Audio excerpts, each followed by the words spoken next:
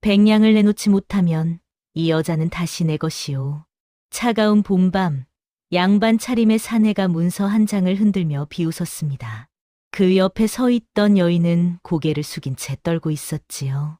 그리고 그 앞에는 평생 바보라 불렸던 한 머슴이 주먹을 불끈 쥔 채 서 있었습니다. 쉰 양 전 재산을 털어 산 여종이 가짜 문서였다니. 그는 이제 어찌해야 할까요? 뒷방야담에 오신 여러분 환영합니다. 구독과 좋아요 눌러주세요. 이야기 시작합니다. 옛날 옛적 한양에서 50리 떨어진 모래내 고을에 한 머슴이 살고 있었습니다. 그때는 조선 중기 선조 임금님 돌아가신 지 얼마 되지 않던 무렵이었지요. 외란과 호란이 지나간 뒤라 백성들의 삶은 여전히 피폐했고 도망친 노비들이 너무 많아 장터마다 사람을 사고 파는 일이 곡식 거래만큼이나 흔했습니다. 사람 값이 곡식 값보다 흔들리던 그 시절, 모래내 고을 분홍가에 겸돌이라는 머슴이 있었습니다. 29 겸돌은 키가 훤칠하고 힘이 장사였으나 너무 순해서 마을 사람들은 그를 겸돌이 바보라 불렀지요. 구릿빛 피부에 눈매가 선하고 웃으면 아이처럼 천진한 그였습니다. 겸돌은 윤부자 댁에서 일했습니다. 윤부자는 겸돌을 아꼈으나 세상 물정만큼은 냉정한 사람이었지요. 겸돌아, 세상에는 좋은 사람만 있는 게 아니야. 서명은 함부로 하지 말 거라. 윤부자는 종종 이런 말을 했지만 겸돌은 고개만 끄덕일 뿐 그 뜻을 제대로 알지 못했습니다. 겸돌은 품삯을 한 푼도 쓰지 않고 모았습니다. 언젠가 혼례를 올릴 날을 꿈꾸며 말이지요. 그의 주머니 속 쉰 양은 10년 넘게 모은 전 재산이었습니다. 봄이 왔습니다. 모래내 장터는 전란 뒤 다시 살아나기 시작했고 장날이면 온갖 물건과 사람들이 모여들었지요. 하지만 장터에는 흉흉한 소문도 함께 돌았습니다. 문서가 2장인 노비가 돌아다닌다더라. 한 장은 진짜고 한 장은 가짜래. 팔아먹고 다시 찾아가 또 팔아먹는다지 뭐야. 주막 노파 월서는 겸돌에게 조심하라 일렀습니다. 세상에 공짜는 없단다, 겸돌아. 너무 싼 것엔 반드시 이유가 있는 법이지. 그러나 겸돌은 그저 웃기만 했습니다. 봄 장날이었습니다. 해가 중천에 떴을 때 장터 한가운데 양반 차림의 사내가 나타났습니다. 그는 여종 하나를 세워두고 큰 소리로 외쳤지요. 과부여. 말썽 없고 손 빠른 집종이니 값은 쉰 양이오. 사람들이 웅성거렸습니다. 쉰 양이라니 요즘 노비 값이 100냥도 넘는데 말입니다. 뭔가 문제가 있겠지. 병이라도 있나? 과부라니 재수 없어. 겸돌도 구경꾼 틈에 섞여 있었습니다. 그는 여종을 바라보았지요. 여인은 고개를 숙이고 있었으나 자세는 곧았습니다. 남루한 옷차림이었으나 손은 깨끗했고 무엇보다 그 눈빛만은 꺾이지 않은 듯 보였지요. 겸돌의 마음이 묘하게 흔들렸습니다. 저 사람도 누군가의 딸이었겠지. 저렇게 장터에 서게 된 사연이 뭘까? 그는 자신도 모르게 앞으로 한 걸음 나섰습니다. 양반 사내가 웃으며 물었습니다. 이복의 장사 살 텐가? 겸돌은 주머니를 더듬었습니다. 10년 넘게 모은 쉰 양이 손끝에 만져졌지요. 주변 사람들이 수군댔습니다. 겸돌이 바보가 진짜 사려나? 쉰 양이면 논 한 뱀이 살 수 있는데 바보는 평생 바보지 뭐. 겸돌은 천천히 주머니에서 돈을 꺼냈습니다. 그리고 양반 사내 앞에 내밀었지요. 사겠습니다. 장터가 술렁였습니다. 양반 사내는 만족스럽게 웃으며 문서를 꺼냈습니다. 자, 여기 손도장만 찍으시게. 겸돌은 문서를 제대로 읽지 못했습니다. 글을 아는 것이 많지 않았기 때문이지요. 그는 묵묵히 손도장을 찍었습니다. 거래가 끝났습니다. 양반 사내는 돈을 챙겨 휙 돌아섰고 겸돌 앞에는 여종이 남았습니다. 사람들은 혀를 찼습니다. 바보가 바보짓 했구먼. 저 여자 뭔가 문제가 있는 게 분명해. 쉰 양이 아깝지도 않나. 겸돌은 여종에게 다가갔습니다. 여인은 여전히 고개를 숙이고 있었지요. 성함이 어찌 되시오? 여인이 천천히 고개를 들었습니다. 그녀의 눈빛은 차가웠으나 어딘가 슬픔이 서려 있었습니다. 란이라 합니다. 목소리는 낮았으나 또렷했습니다. 겸돌은 어색하게 웃었지요. 저는 겸돌이라 합니다. 집이 초라하지만 함께 가시지요. 란이는 대답 대신 천천히 겸돌의 뒤를 따라 걷기 시작했습니다. 장터를 벗어나 마을로 가는 길, 겸돌은 란이에게 물었습니다. 왜 그리 조용하시오? 란이는 잠시 멈칫하더니 짧게 답했습니다. 조용해야 살아남습니다. 그 말에는 깊은 뜻이 담겨 있었으나 겸돌은 알아듣지 못했습니다. 그는 그저 묵묵히 앞을 걸을 뿐이었지요. 둘은 주인과 종이었으나 어딘가 동행자처럼 나란히 걷고 있었습니다. 겸돌의 집은 초가 한 칸에 불과했습니다. 살림은 텅 비어 있었고 반찬이라곤 된장 한 항아리뿐이었지요. 란이는 방 안을 둘러보았습니다. 먼지 쌓인 마룻바닥, 해진 이불 한 채, 깨진 사기 그릇 몇 개가 전부였습니다. 여기서 사셨습니까? 예, 오래 살았습니다. 겸돌은 머리를 긁적였습니다. 부끄러움이 밀려왔지요. 란이는 아무 말 없이 소매를 걷어붙이고 청소를 시작했습니다. 겸돌은 어쩔 줄 몰라 하다가 함께 빗자루를 들었습니다. 해가 저물 무렵 방은 제법 말끔해졌습니다. 그러나 저녁상에 올릴 것이 없었지요. 죄송하오. 살림이 너무 없어서. 란이는 고개를 저었습니다. 괜찮습니다. 제가 내일부터 장만하겠습니다. 하지만 돈이 누룩만 구해주시면 술을 빚겠습니다. 겸돌은 놀랐습니다. 술을요? 예, 팔 수 있는 술을 빚을 줄 압니다. 겸돌은 마지막 남은 쌀 한 마를 떠올렸습니다. 그것으로 한 달은 연명해야 했으나 란이의 눈빛에는 확신이 서려 있었지요. 알겠습니다. 내일 누룩을 구해오겠습니다. 란이는 처음으로 작게 고개를 숙였습니다. 고맙습니다. 열흘이 지났습니다. 란이가 빚은 술이 익어갔지요.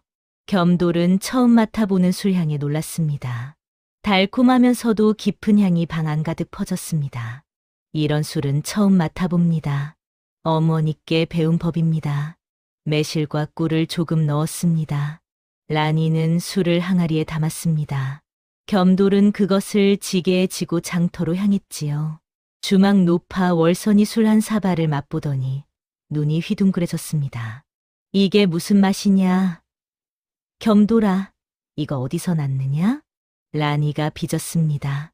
란이, 아, 내가 산 그 여종? 월선은 놀라움을 감추지 못했습니다.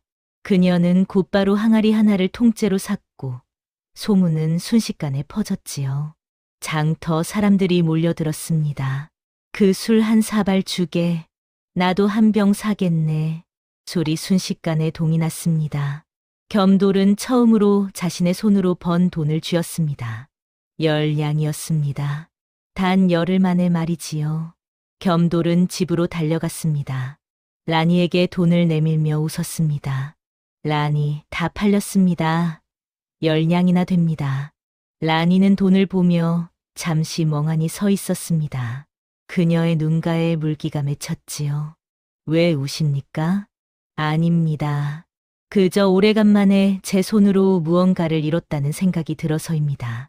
겸돌은 그제야 알았습니다.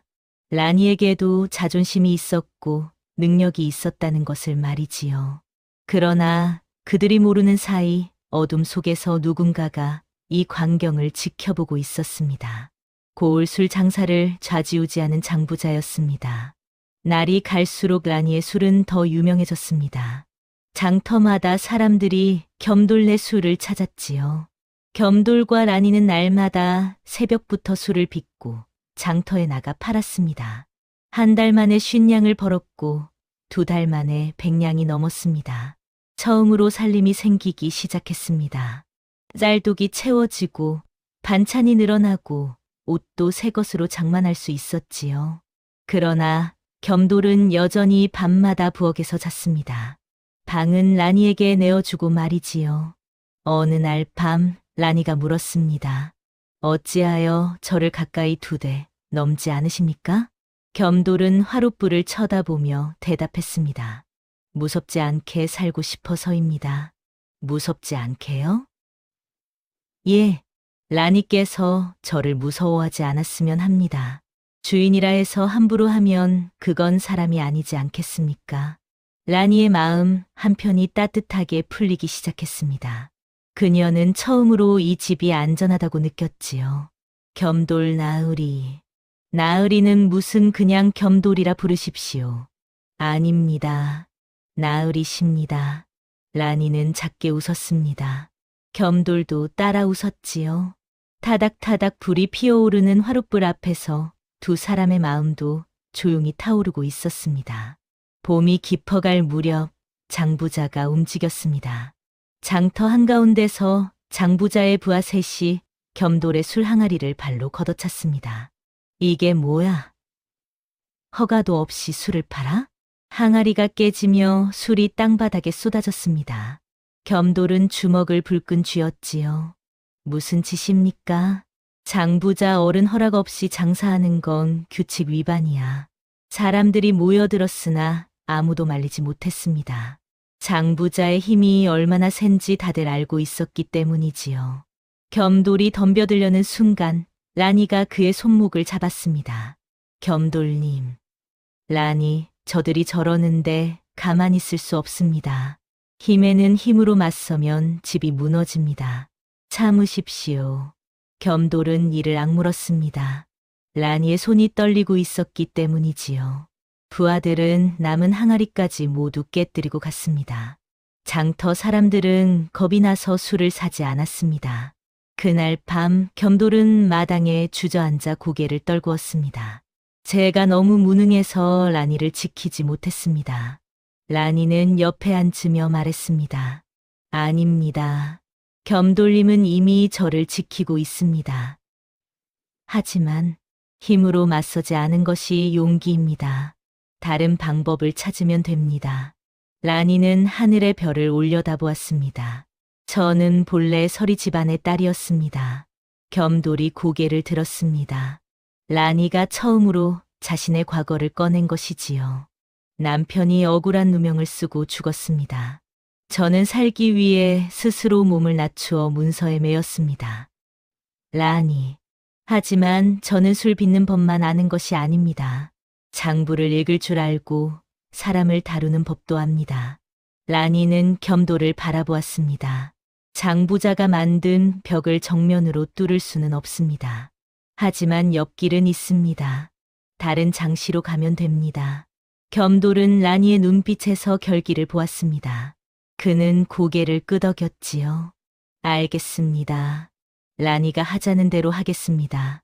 며칠 뒤 겸돌과 라니는 이웃 고을 장터로 향했습니다. 그곳은 장부자의 손이 미치지 않는 곳이었지요. 처음에는 낯선 곳이라 술이 잘 팔리지 않았습니다. 하지만 라니는 포기하지 않았습니다. 맛만 보십시오. 값은 그 뒤에 치르셔도 됩니다. 사람들이 하나둘 맛을 보았고 곧 소문이 퍼졌습니다. 한 달 만에 새로운 장터에서도 이름이 알려졌지요. 겸돌은 더 이상 멍청이 웃기만 하지 않았습니다. 그는 무거운 항아리를 지고 먼 길을 마다하지 않았고 사람들과 눈을 맞추며 이야기했습니다. 제가 못나서가 아니라 지키려 하니 버티는 겁니다. 라니는 그 모습을 보며 마음속에 숨겨두었던 희망을 조금씩 꺼냈습니다. 이 사람은 다르구나. 여름이 무르익어갈 무렵 두 사람은 100냥이 넘는 돈을 모았습니다. 그날 저녁 겸돌은 라니에게 조심스럽게 물었습니다. 라니, 이제 편안하십니까? 라니는 잠시 생각하다 대답했습니다. 예, 처음으로 편안합니다. 달빛이 마당에 쏟아지고 바람이 조용히 나뭇잎을 흔들었습니다. 두 사람은 나란히 앉아 그 고요함을 즐겼지요. 그것이 폭풍 전야인 줄도 모른 채 말입니다. 어느 날 밤, 달이 없는 칠흑 같은 밤이었습니다. 겸돌과 라니가 저녁을 마치고 쉬려던 참에 문을 두드리는 소리가 들렸습니다. 문 열 거라. 낯선 목소리였습니다. 겸돌이 문을 열자 양반 차림의 사내가 서 있었지요. 봄날 장터에서 라니를 팔았던 바로 그 사내 최상서였습니다. 누구십니까? 기억 못하나? 내가 자네에게 종 한 명 팔아준 최상서라네. 겸돌의 얼굴이 굳었습니다. 라니는 뒤에서 몸을 떨었지요. 최상서는 방 안으로 성큼 들어왔습니다. 그리고 품에서 문서 한 장을 꺼내 내밀었습니다. 이게 뭔지 아나? 그건 원본이지. 자네가 가진 건 모사본일 뿐이야. 겸돌은 자신이 받은 문서를 꺼냈습니다. 최상서는 비웃으며 두 문서를 나란히 펼쳤지요. 봐라, 관인이 다르지 않나. 자네 것은 가짜 도장이야. 겸돌은 문서를 자세히 들여다보았습니다. 글을 잘 읽지 못하는 그였지만 도장이 다르다는 것은 알 수 있었지요. 이럴 수가. 법적으로 이 여자는 여전히 내 소유라네. 다시 데려가겠네. 라니가 뒤에서 비명을 삼켰습니다. 겸돌은 최상서 앞을 막아섰지요. 안 됩니다. 제가 돈을 주고 샀습니다. 돈? 그 돈은 이미 썼지. 하지만 자네가 원한다면 방법이 하나 있네. 최상서는 음흉하게 웃었습니다. 100냥을 내게 주게. 그러면 이 원본을 넘겨주지. 100냥이요? 그래. 원래 노비 값이 그 정도 하지 않나. 자네가 싸게 산 게 잘못이야. 겸돌은 주먹을 쥐었습니다. 100냥은 그들이 모은 돈보다 많았습니다. 하지만 지금은 보름 안에 구해오게. 그렇지 않으면 이 여자는 다시 내 것이 되는 거야. 최상서는 돌아서며 비웃었습니다. 바보는 평생 바보로 사는 법이지. 문이 닫히고 방 안은 침묵에 휩싸였습니다. 라니는 구석에 주저앉아 떨었습니다. 겸돌은 그녀 옆에 앉으며 말했지요. 괜찮습니다. 제가 방법을 찾겠습니다. 하지만 라니는 고개를 저었습니다. 안 됩니다. 100냥은 너무 큽니다. 하지만 겸돌님, 저는 괜찮습니다. 제 운명이 원래 그런 겁니다. 겸돌은 라니의 어깨를 잡았습니다. 아닙니다. 라니의 운명은 라니가 정하는 겁니다. 제가 보기엔 그렇습니다. 라니는 겸돌을 바라보았습니다. 그의 눈에는 눈물이 고여 있었지요. 보름만 주십시오. 제가 꼭 방법을 찾아내겠습니다. 그날 밤 겸돌은 잠을 이루지 못했습니다. 다음 날 겸돌은 윤부자를 찾아갔습니다. 부자님, 돈을 꾸고 싶습니다. 윤부자는 고개를 저었습니다. 겸돌아, 나도 형편이 넉넉지 못하다. 게다가 100냥은 너무 큰 돈이야. 하지만 그 여종 때문이지. 겸돌아, 세상에는 포기해야 할 때가 있는 법이야. 겸돌은 주먹을 쥐었습니다. 하지만 윤부자는 단호했지요. 주막 높아 월선도 도울 수 없었습니다. 이웃들도 모두 형편이 어려웠습니다. 사흘이 지나고 나흘이 지났습니다. 겸돌은 절망에 빠졌지요. 그러던 어느 날 장부자의 심부름꾼이 찾아왔습니다. 장부자 어른께서 만나자 하십니다. 겸돌은 불길한 예감이 들었으나 달리 방법이 없었습니다. 그는 장부자 댁을 찾아갔지요. 장부자는 호화로운 사랑방에 앉아 있었습니다. 겸돌이라 했나? 소문 들었네. 100냥이 급하다지? 예, 그렇습니다. 내가 빌려줄 수 있지. 겸돌의 눈이 빛났습니다. 그러나 장부자는 차갑게 웃었지요. 대신 조건이 있네. 조건이라면 이 고을에서는 다시는 술을 팔지 마라. 다른 고을도 마찬가지야. 겸돌은 숨이 막혔습니다. 술을 팔지 못하면 돈을 갚을 방법이 없었습니다. 하지만 그러면 돈을 어떻게 갚습니까? 그건 내 문제야. 내 조건은 그것뿐이네. 받을 테나 말 테나? 겸돌은 주먹을 쥐었다 폈습니다. 치욕이 밀려왔지만 달리 방법이 없었지요. 알겠습니다. 받겠습니다. 현명한 선택이야. 장부자는 백냥을 내밀었습니다. 겸돌은 그것을 받으며 마음 한구석이 무너지는 것을 느꼈습니다. 집으로 돌아온 겸돌은 라니에게 말했습니다. 라니, 돈을 구했습니다. 라니는 놀랐습니다. 어떻게요? 장부자에게 빌렸습니다. 장부자요? 조건이 있었겠지요? 겸돌은 고개를 끄덕였습니다. 이 고을에서 술을 팔지 말라 했습니다. 라니의 얼굴이 창백해졌습니다. 그럼 우리는 이 고을을 떠나야 합니다. 한양으로 가겠습니다. 라니는 겸돌을 바라보았습니다. 그의 눈에는 결의가 서려 있었지요. 겸돌님, 저 때문에 당신이 고향을 버리게 되었습니다. 아닙니다. 제가 선택한 겁니다. 겸돌은 라니의 손을 잡았습니다.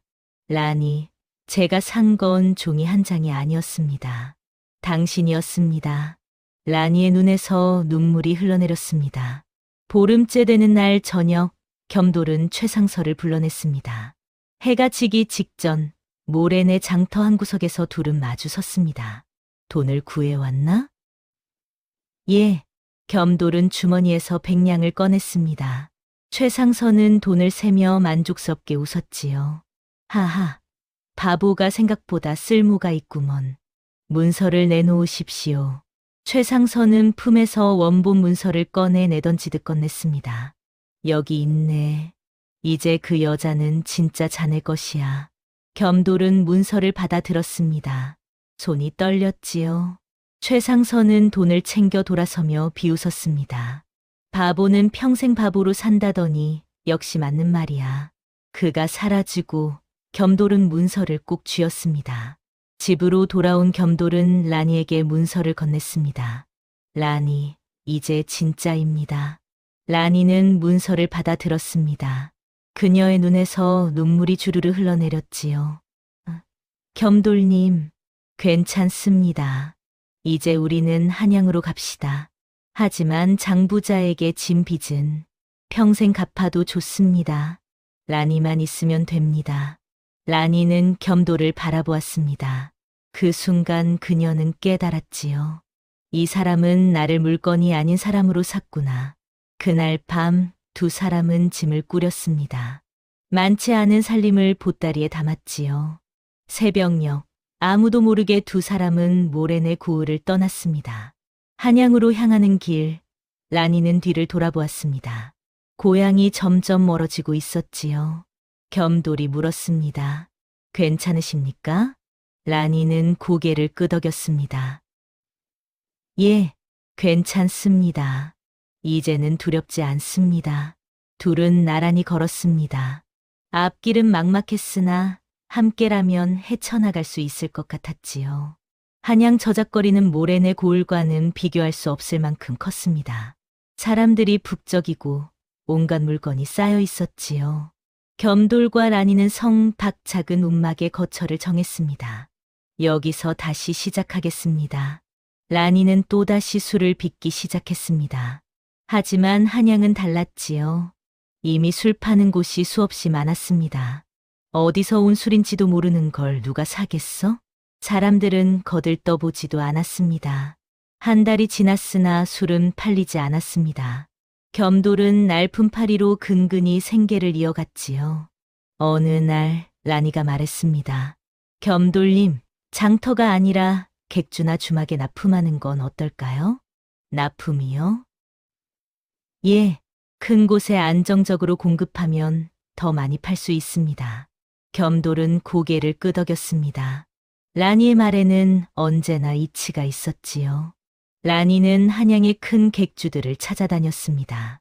처음에는 모두 거절당했지요. 하지만 라니는 포기하지 않았습니다. 그녀는 장부를 읽을 줄 알았고 사람을 다루는 법도 알았습니다. 한 번만 맛을 보십시오. 만약 마음에 들지 않으면 값을 받지 않겠습니다. 열흘 만에 드디어 한 객주 주인이 술을 맛보았습니다. 오, 이 맛은? 매실과 꿀을 넣어 빚은 술입니다. 이거 괜찮은데? 한 달에 항아리 10개 공급할 수 있나? 물론입니다. 라니는 기뻐하며 집으로 달려갔습니다. 겸돌님, 됐습니다. 객주의 술을 납품하게 됐습니다. 겸돌은 라니를 안아 올리며 웃었습니다. 잘했습니다, 라니. 정말 잘했습니다. 그날부터 두 사람은 밤낮 없이 술을 빚었습니다. 겸돌은 힘으로 공정을 맡았고 라니는 장부와 거래를 쥐었지요. 한 달이 지나자 항아리 10개가 20개가 되었고 석 달이 지나자 30개가 되었습니다. 1년이 지났습니다. 겸돌과 라니는 이제 제법 큰 술도가를 운영하게 되었습니다. 일꾼 5명을 고용했고 한양 여러 객주의 술을 납품했지요. 어느 날 겸돌이 말했습니다. 라니, 이제 장부자에게 빚을 갚을 수 있을 것 같습니다. 라니는 장부를 펼쳐 보이며 웃었습니다. 빚을 갚고도 50냥이 남습니다. 겸돌은 믿을 수 없다는 듯 장부를 들여다보았습니다. 우리가 정말 이렇게 되었습니까? 예, 우리가 해냈습니다. 두 사람은 서로를 바라보며 웃었습니다. 윤부자가 했던 말, 서명은 함부로 하지 말 거라는 겸돌을 계약의 눈으로 바꾸어 놓았지요. 이제 겸돌은 문서를 읽을 줄 알았고 거래의 이치를 깨달았습니다. 또한 장부자의 조건, 이 고을에서 술을 팔지 마라는 오히려 둘을 한양으로 밀어 더 큰 판에 올려놓았습니다. 고통이 축복으로 바뀌는 순간이었지요. 봄이 왔습니다. 겸돌은 관아를 찾아갔습니다. 라니의 손을 잡고 말이지요. 무슨 일로 오셨소? 신분을 풀어주고 싶습니다. 관리는 문서를 들여다보았습니다. 이 여자가 자네 종이라는 거지? 예, 하지만 이제 풀어주려 합니다. 속량 절차를 밟아야 하네. 비용이 좀 들 텐데? 괜찮습니다. 겸돌은 준비해 온 돈을 내밀었습니다. 관리는 절차를 진행했지요. 자, 여기 서명하시게. 라니는 처음으로 자신의 이름을 스스로 적어 문서에 올렸습니다. 떨리는 손으로, 하지만 또렷하게 말이지요. 문서가 완성되었습니다. 관리가 말했습니다. 이제 이 여자는 양인이요. 누구의 물건도 아니요. 라니는 문서를 받아들었습니다. 눈물이 주르르 흘러내렸지요. 관아를 나선 두 사람은 한강을 바라보며 섰습니다. 라니, 이제 자유입니다. 고맙습니다, 겸돌님. 아닙니다. 라니가 저를 사람답게 만들어 주었습니다. 라니는 겸돌의 손을 잡았습니다. 이제 우리는 어떻게 될까요? 겸돌은 웃었습니다. 모르겠습니다. 하지만 함께라면 괜찮을 것 같습니다. 여름이 지나고 가을이 왔습니다. 작은 혼례가 치러졌습니다. 화려하지는 않았으나 진심이 담긴 혼례였지요. 윤부자도 한양까지 찾아와 축하해 주었습니다. 겸돌아, 내가 이렇게 잘할 줄 몰랐구나. 부자님 가르침 덕분입니다. 주막 높아 월선도 왔습니다. 라니, 잘 사시게. 겸돌이가 바보 같아도 마음만은 금덩이니까. 혼례상 앞에 앉은 두 사람은 서로를 바라보았습니다. 겸돌은 끝까지 순박했으되 이제는 세상을 아는 사람이 되었습니다. 라니는 상처를 품었으되 결국 다시 사랑을 믿게 되었지요. 옛말에 지성감천이라는 말이 있습니다. 정성을 다하면 하늘도 감동한다는 뜻이지요. 겸돌은 라니를 물건이 아닌 사람으로 대했습니다. 그 진심이 결국 둘 모두를 구원했습니다. 사람을 사람으로 대하는 정성이 재물보다 큰 복이 된다는 교훈을 이 이야기는 전해줍니다. 봄날 아침이었습니다. 마당에 매화가 피어났습니다. 겸돌과 라니는 매화 아래 나란히 섰지요. 라니, 행복하십니까? 예, 처음으로 진짜 행복합니다. 저도 그렇습니다. 두 사람은 서로의 손을 잡았습니다. 내일도 함께 살까요? 예, 내일도, 모레도 평생 함께 살겠습니다. 봄바람이 매화꽃잎을 흔들었습니다. 꽃잎이 두 사람 위로 흩날렸지요. 그들의 앞날에는 여전히 어려움이 있을 것입니다. 하지만 함께라면 이겨낼 수 있을 것입니다. 사람을 진심으로 대하는 마음, 그것이 세상을 바꾸는 힘이 됩니다. 다음 영상을 빠르게 만나보시려면 좋아요와 구독을 눌러주세요. 그럼 더 재미있는 영상으로 찾아뵙겠습니다. 모두 행복한 하루 보내세요.